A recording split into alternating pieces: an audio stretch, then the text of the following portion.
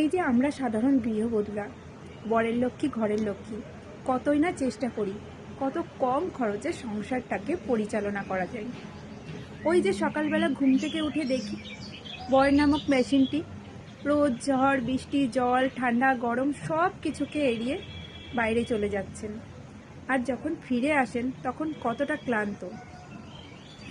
তার মুখটা দেখে আমাদের বুঝতে বাকি থাকে না মাথার ঘাম রীতিমতো পায়ে ফেলে এসেছেন, কতটা ক্লান্ত উনি। যখন নিদ্রা নামক বিশ্রামে যান তখনও আমরা চিন্তা করি কি করে খরচটা আরও একটু কমিয়ে নেওয়া যায়, কিন্তু পারি কি? মাসের শেষে সেই লম্বা বিলটা তার হাতে দিতেই হয়। ইলেকট্রিক, কেবিল, মুদিখানা, সবজি, রান্নার গ্যাস, আরও কতই না কিছু। সংসার কি আর একটু একটু জিনিসে হয়? হয় না। চাইলেও পারি না খরচ কমাতে। হাজার বুদ্ধি খরচ করেও হেরে যায় মাসের শেষে। তো আজ একজনের ভিডিও দেখলাম, আপনারা গরম করতেছি, যেখানে আমরা গ্যাস খরচ করে কড়াই গরম করে তারপর তেল গরম করি রান্না করার জন্য।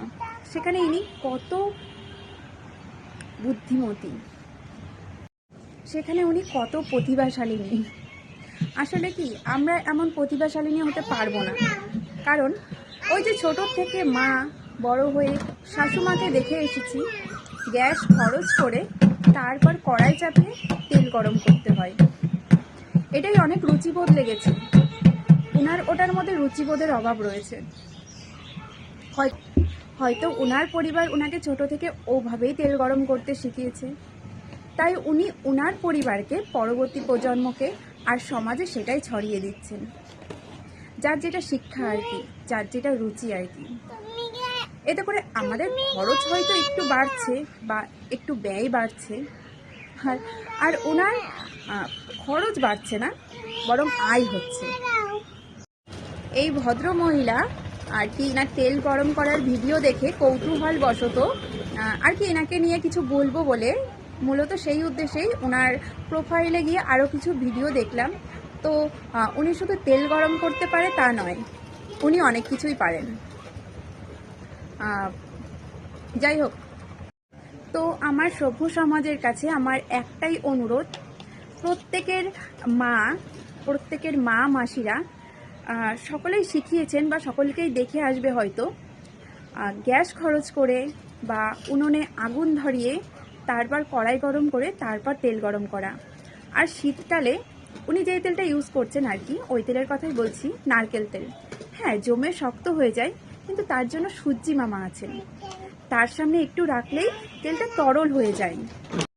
তো যেখানে মাথার ওপর সূর্যি মামা আছেন এই সমস্ত কাজে আশীর্বাদ করার জন্য, তো সেখানে আমার মনে হয় না ওনাকে হেয় করে নিজে এই ধরনের রুচিবোধহীন কাজ করে নিজের সংসারটাকে পুড়িয়ে দেওয়ার।